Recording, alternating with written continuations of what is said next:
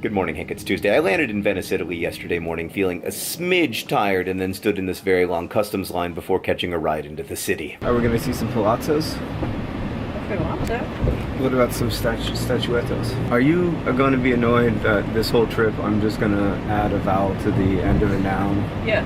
Is that going to offend you? It is. Okay, well, I'll bear that in mind, though. We're in Venice to film this huge art show called the Venice Biennale for the art assignment, Sarah's show with PBS, but our filming didn't start until tomorrow, so we checked into our hotel room, marveled at the view, and then set out into the city. Venice is a very crowded city, but not with residents. Its population has shrunk by more than half in the last 40 years. In fact, more people lived in Venice 1,000 years ago than do so today. But visitors still arrive in droves to see the great floating city, its narrow alleys, its gondolas, and its famed art and architecture. It's so picturesque it often doesn't seem real, and I guess in some ways it isn't. I mean, in the 18th century there were more than 8,000 gondolas in Venice, and they were the primary means of transportation. Today, there are about 400, and they're used almost exclusively by tourists. Then again, you can't really complain about crowds of tourists when you are, part of that crowd. So first we made our way past the Fenice Theater down a series of winding alleyways to the Liberia Alta Aqua, this sprawling canal-side bookstore with towers of books pressing in on all sides. Outside, books that had decayed past the point of readability formed a kind of sculpture, a reminder, I guess, of where all books are going, and also all cities. But there's no need to despair about such inevitabilities, because there's gelato! I got tiramisu and chocolate, and it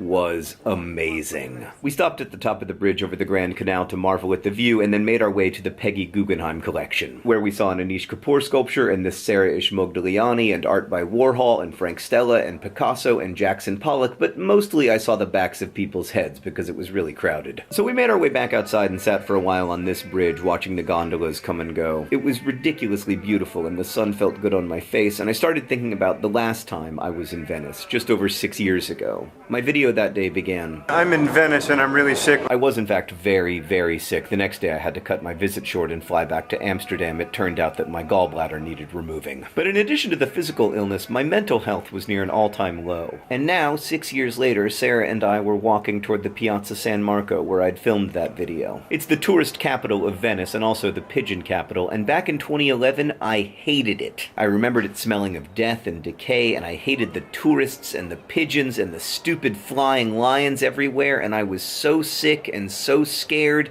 and it sucked. But yesterday afternoon, I was happy in the Piazza San Marco, which has been a gathering place for humans for nearly a millennium. I loved watching families from all over the world. I loved watching people take selfies with history. God help me, I didn't even mind the pigeons. And I was reminded that how you feel at your worst is not how you're always going to feel. I mean, sure, the world is going to end, and Venice will sink into the sea.